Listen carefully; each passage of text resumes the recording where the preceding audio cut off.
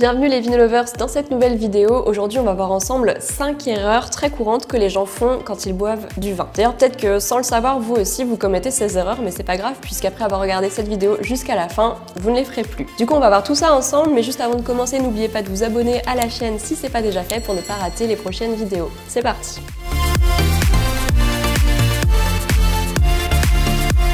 On commence tout de suite avec l'erreur numéro 1, remplir son verre à ras-bord. Alors je sais que c'est tentant de servir des bons verres bien généreux, mais en fait l'idéal c'est de remplir le verre à 1/3 pour pouvoir aérer votre vin en le faisant tourner dans votre verre. Ça permet de libérer plus d'arômes, donc ça vous facilite la tâche pour essayer de reconnaître les arômes du vin au nez. Et puis ça vous empêche pas de vous resservir après, et dans tous les cas si vous buvez du vin blanc ou du rosé, ce sera mieux de servir des plus petits verres pour éviter que votre vin se réchauffe. En gros il vaut mieux garder la bouteille au frais et se resservir plusieurs fois plutôt que de se servir tout de suite un gros verre qui va être chaud à la fin. Ensuite, erreur numéro 2, tenir son verre par le calice. Justement, si vous tenez votre verre comme ça, vous allez réchauffer votre vin plus vite puisque la chaleur de votre main va se transmettre à votre verre. Donc sauf si c'est votre but de réchauffer un vin trop froid, et ben il faut tenir son verre par ce qu'on appelle la jambe, ou alors vous pouvez aussi le tenir comme ça par le pied, et là vous avez tout de suite l'air d'un pro. On continue avec l'erreur numéro 3, boire le vin trop froid. Alors si vous servez le vin trop froid, par exemple s'il sort directement du frigo, c'est dommage parce que le froid masque les arômes. Du coup vous allez passer un peu à côté du vin que vous buvez. Donc pour réchauffer un vin trop froid, vous pouvez tenir votre verre entre vos mains comme je vous le disais juste avant, ou juste attendre quelques minutes qu'il se réchauffe naturellement. Et je vous remets en description le lien d'une vidéo où je vous donnais justement les températures de service des différents types de vins si ça vous intéresse. Erreur numéro 4,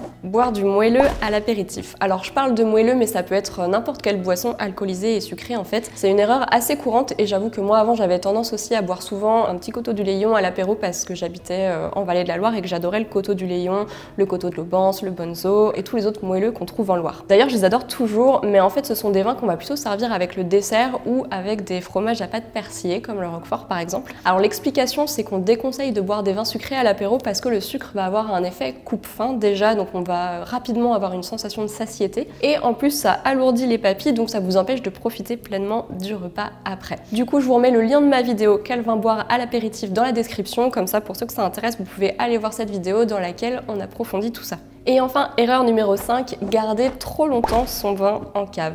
Alors ça c'est une erreur qu'on a tous fait je pense parce que parfois on oublie carrément certaines bouteilles au fond de la cave et quand on les retrouve et qu'on les ouvre, on est super déçu. Mais en fait il faut savoir que tous les vins n'ont pas la capacité de vieillir pendant des années en cave et que tous les vins ne s'améliorent pas en vieillissant. Selon les caractéristiques du vin, il va être taillé pour la garde ou alors il va être fait pour être bu dans sa jeunesse. Pour ceux que ça intéresse, je vous remets le lien de ma vidéo sur les vins de garde puisque je vous expliquais justement comment savoir si un vin peut vieillir. Donc voilà, on a fait le tour des 5 erreurs dont je voulais vous parler aujourd'hui. N'hésitez pas à me dire en commentaire si vous faisiez une de ces erreurs ou pas. Et puis si jamais vous avez en tête une autre erreur à laquelle j'ai pas pensé, dites-le moi aussi pour que je puisse en parler dans une prochaine vidéo. Surtout n'hésitez pas à mettre un petit pouce bleu si vous avez aimé cette vidéo. J'espère que j'ai pu vous aider à progresser en partageant mes conseils avec vous. Et puis dernière chose que je voulais vous dire, si vous voulez apprendre les bases du vin, je vous invite à cliquer sur le lien qui s'affiche en haut à droite de la vidéo et qui est aussi dans la description. Je vous ai préparé un petit cours d'œnologie en 3 vidéos pour apprendre les bases du vin. On y parle notamment de cépage, de terroir et de dégustation. Et sinon n'hésitez pas à me dire en commentaire quel sujet vous voulez qu'on aborde ensemble dans les prochaines vidéos ou si vous avez une question sur ce qu'on vient de voir.